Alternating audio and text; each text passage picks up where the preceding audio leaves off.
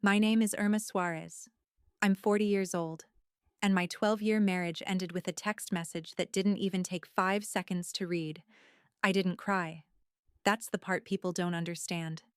I was standing in my workshop, the hum of machinery still fading, the smell of hot metal clinging to my skin, when my phone buzzed in my pocket. Just another notification. Just another interruption in a long day of work. I almost ignored it. Then I looked down. I want a divorce. All communication through my lawyer.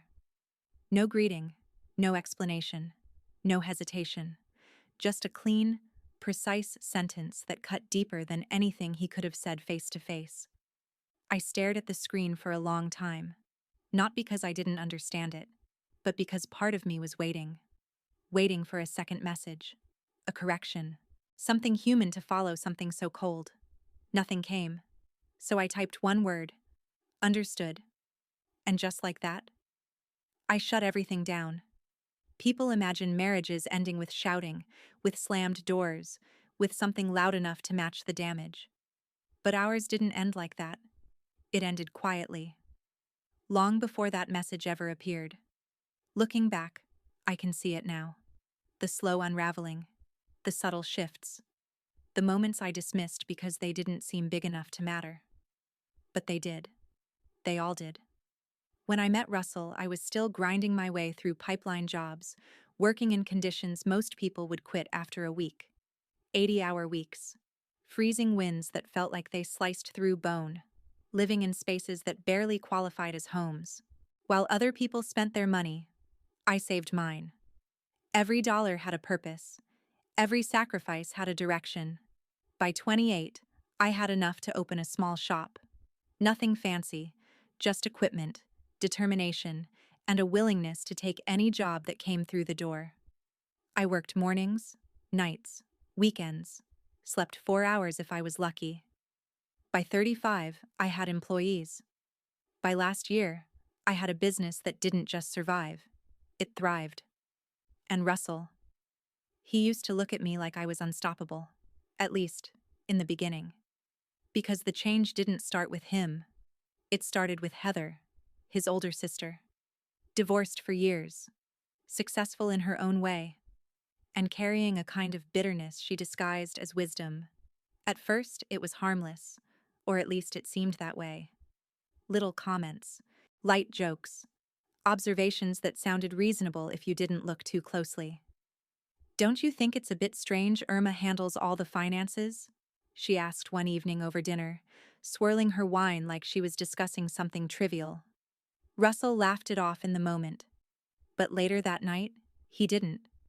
"Maybe we should go over things together more," he said, casual but not quite relaxed. I remember looking at him, confused. "You told me you hated dealing with numbers," I said. "I just think things should be equal." Equal. That word stayed with me longer than it should have, because it didn't feel like a suggestion. It felt like doubt. A year later, he started questioning business expenses. 2 years later, he stopped trusting the system we had built together. 3 years later, he started pulling away in ways that were harder to define. Receipts disappeared. Price tags were removed before I could see them. Purchases went unmentioned. Not confrontation, avoidance. And somehow, quietly, without either of us saying it out loud, I became the problem. The night everything truly cracked wasn't Tuesday. It was Sunday. I noticed $5,000 missing from our savings account. "Russell, why did you transfer money without telling me?" I asked, keeping my voice steady, careful not to escalate. He didn't even look up from his phone. "I don't need permission." Something in my chest tightened. "It's not permission," I said. "It's communication. It's a joint account." That's when he finally looked at me. "You're controlling with money, Irma. Heather says it's financial abuse." For a second, I thought I misheard him. Then I laughed. A short, sharp sound I couldn't stop. "You haven't looked at a bank statement in 3 years," I said quietly. "I handle things because someone has to." His expression hardened instantly. "See? You track everything I do." And just like that, The conversation ended. He walked away. But the accusation stayed behind, hanging in the air like something toxic that refused to dissipate. Monday. Everything seemed normal again. We had dinner, talked about nothing important, even laughed once or twice. That part still unsettles me, because now I know. He had already made his decision. By Tuesday afternoon, I was finishing up a set of blueprints when the message came. And in that moment, something inside me didn't break. It settled. Like a final piece falling into place in a puzzle I didn't realize I had been solving for years. When my friend Marcus called that night, I told him everything. There was a long silence on the other end. Then he asked one question. "She already has a lawyer, doesn't she?" I didn't answer, because we both knew the answer. That's when clarity hit me. This wasn't emotional. This wasn't impulsive. This was planned. Carefully. Quietly. Over time. And if Russell wanted distance, if he wanted everything handled cold, formal, and through lawyers, then that's exactly what he was going to get. I opened my laptop and got to work. Canceled every card he had access to. Stopped the monthly transfers. Changed passwords. Logged out every device connected to my accounts. Each action precise. Methodical. Controlled. Not anger. Not revenge. Just alignment with the reality he created. He set the rules. I followed them. It took 45 minutes. 45 minutes to dismantle 12 years of shared routines, shared systems, shared trust. And the strangest part? I didn't feel chaos. I didn't feel panic. I felt calm. Cold. Clear. Undeniable calm. Like I was finally seeing everything exactly as it was, without the layers I had ignored for years. 3 days later, his lawyer called. Sharp voice. Controlled, but with something strained underneath. "Ms. Suarez, your husband currently has no access to funds." I cut him off. He requested all communication go through legal channels. I'm complying. A pause. Papers shifting. He requires financial support immediately. I leaned back in my chair, staring up at the ceiling, letting the silence stretch just enough to make my point. He made his decision, I said quietly. Now we follow it. That was the moment everything shifted. Because they expected emotion, they expected hesitation, they expected me to break under pressure and return to the version of myself they understood. They didn't expect me to adapt. They didn't expect me to agree. And that was their first mistake. The silence didn't last long. It never does when someone expects you to panic. 72 hours after that text, my phone rang. Unknown number. I already knew who it was before I answered. "Ms. Soares?" The voice was sharp, impatient. "This is James Wilson, representing Russell." I leaned back in my chair, letting the metal legs scrape softly against the concrete floor. "Go ahead." "My client is experiencing difficulties." Of course he was. His cards have been declined. He has no access to funds. This is highly irregular behavior during a separation. I let a small pause settle between us. Not dramatic, just enough. "Your client ended our marriage via text," I said calmly, "and explicitly demanded all communication go through you." I complied. Informal arrangements ended at that moment. Another pause, this one tighter. "He needs immediate financial support." I stared at the ceiling again, the same way I had the night before, the same calm settling in my chest. "Then file for it," I said, "through the proper channels." That was the first crack. Because what they expected was cooperation without structure. What they got was structure without emotion. Marcus came by the shop that afternoon with coffee and that look people get when they're waiting for you to fall apart. "You okay?" he asked, setting the cup down in front of me. I shrugged. "Busy." He studied me for a moment. "They thought you'd keep paying." "I know. They always do." The first legal move came fast. Emergency temporary support, $7,500 a month. I actually laughed when my lawyer read it out loud. Not loudly, not dramatically. Just a quiet disbelief that slipped out before I could stop it. That's not support, I said. That's a lifestyle subscription. My attorney, sharp, composed, the kind of woman who didn't waste words, just nodded. They're anchoring high, she said, expecting you to negotiate down from there. And if I don't? Her lips curved slightly. Then we show the court reality. Reality came with numbers. Cold, clean, undeniable numbers. Income statements, bank records, spending history. Russell wasn't broke. He was just no longer comfortable. There's a difference. The hearing was the first time I saw him after the text. He looked smaller, not physically, just diminished somehow. Like the confidence he had when he hit send didn't quite survive the consequences. He didn't meet my eyes. I noticed that. Heather did. She stood beside him like a shadow that refused to detach, her expression tight, controlled, watching everything like she was still directing the outcome. For a moment, I wondered if he even realized how much of this wasn't his anymore. His lawyer spoke first, painted a picture of a man abandoned, cut off, struggling, victimized. I almost admired the performance. Then my lawyer stood. No theatrics, no raised voice, just facts. She held up the text, the one Russell sent, the one that started all of this.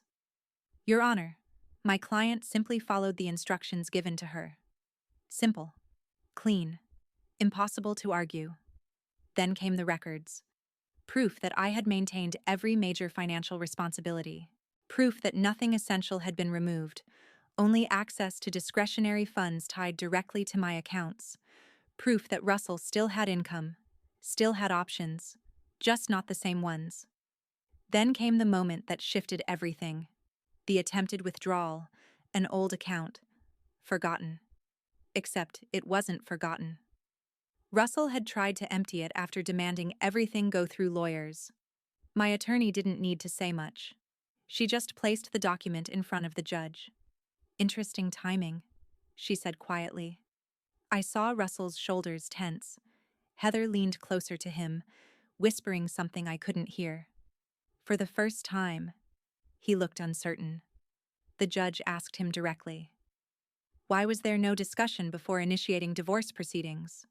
Russell hesitated, just for a second. I felt intimidated, he said.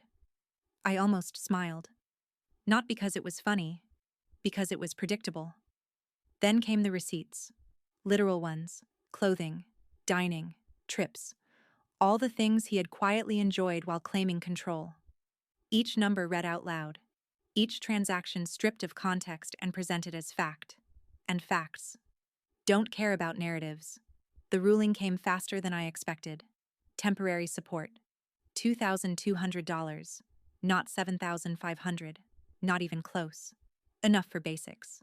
Not enough for comfort. The difference between survival and lifestyle. I didn't react. Neither did he. But Heather did. Her jaw tightened, her expression cracking just enough to reveal what she hadn't planned for. Resistance. Outside the courtroom, she approached me. Fast. Direct. This isn't over, she said, her voice low but sharp. He should have left you years ago. I didn't stop walking. Funny, I replied. I was just thinking the same thing about you. I didn't look back. I didn't need to. But they weren't done. Not even close. Because when control slips, people don't let go quietly. They escalate. The calls started first. Friends, mutual acquaintances, people who suddenly had opinions about my marriage. You're being too harsh. He's struggling. You've always taken care of him. I gave them all the same answer. He chose legal. I'm respecting that. Most of them didn't know what to say after that, because it's hard to argue with someone who's simply following the rules you set. Then came Heather. Messages, voicemails, accusations dressed as moral outrage. You're proud of this? Forcing him to struggle while you sit on money? I didn't respond. I documented. Every message, every call, every word. Because emotion doesn't win cases. Patterns do. and slowly. The narrative they were building started to crack, because the more they pushed, the more it became obvious this wasn't about fairness. It was about expectation. They expected me to fold, to feel guilty, to return to the version of myself that made their plan work. But that version of me didn't exist anymore. The real shift didn't happen in court. It happened when they realized something simple. I wasn't reacting anymore. I was responding. And there's a difference. A dangerous one. Because once you stop reacting, you stop being predictable. And when you're no longer predictable, you become impossible to control. And that was their second mistake. By the time we reached the 5th month, something had shifted. Not in a dramatic, explosive way, but in a slow, irreversible collapse of the version of reality Russell and Heather had been trying to build since the beginning. Because lies don't usually fail all at once. They fail when they're forced to sit next to facts. Discovery is where that happens. It's the part most people underestimate. No emotion, no shouting, just documents, numbers, timestamps, things that don't bend under pressure. And once those start lining up, the truth becomes unavoidable. Russell's initial financial disclosure painted him as struggling, barely holding on, limited savings, minimal income, a man suddenly cut off from everything he depended on, the same narrative they'd been repeating since day one. My lawyer didn't argue. She didn't need to. She just asked for everything. 3 years of records. Every account. Every transaction. Every hidden corner where something might have been tucked away. Russell's lawyer fought it hard, called it harassment, claimed it was unnecessary. The judge disagreed. Full disclosure.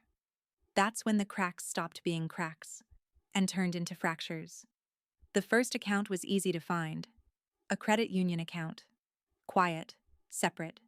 $22,000. Opened 3 years ago. Right around the time Heather started planting seeds about financial independence. Regular deposits. Small enough not to draw attention. Consistent enough to build something real. Then came the crypto. Just under 10,000. Purchased gradually, quietly. Funded through rewards and transfers that traced directly back to shared resources, not declared. Then the pattern of cash deposits. 500, 700, sometimes 8, month after month. Not tied to his reported income. Not documented anywhere official. It wasn't one big lie. It was 1,000 small ones, stacked carefully over time. I remember sitting across from my lawyer as she organized everything, her movements calm, precise.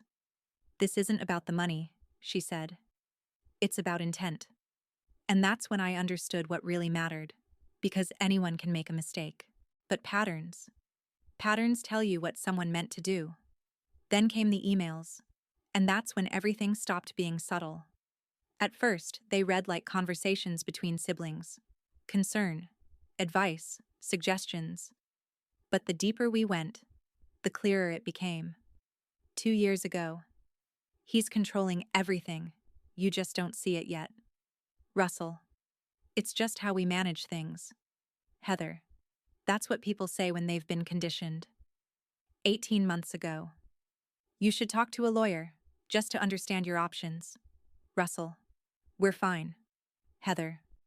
No one thinks they need one until it's too late. 8 months ago.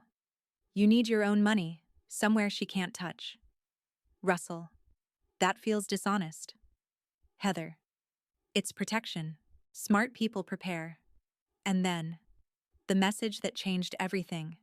2 weeks before the divorce text. Do it exactly how we discussed. No conversation. No warning. Keep it short and go straight to lawyers. She'll panic. She'll fold. They always do. I read that line more than once, not because I didn't understand it, but because it confirmed something I had already felt the moment I saw his message. That cold, clinical tone. That lack of hesitation. That wasn't Russell reacting. That was Russell executing a plan. And the plan had one critical flaw. It depended on me being predictable. Court felt different after that. Not tense. Not uncertain. Just inevitable.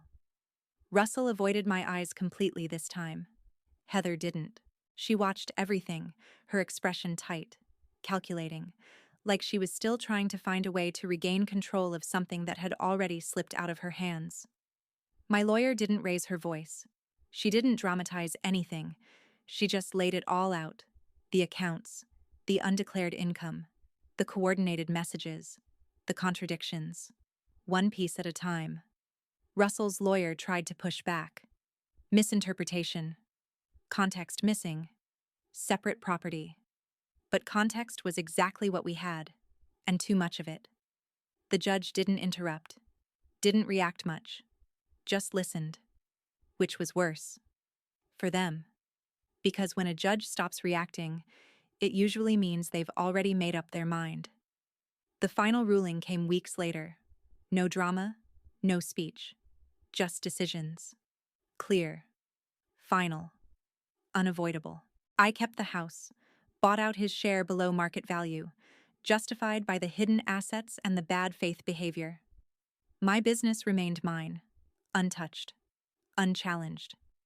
Every claim that he had contributed in any meaningful way, dismissed. All hidden assets were reclassified.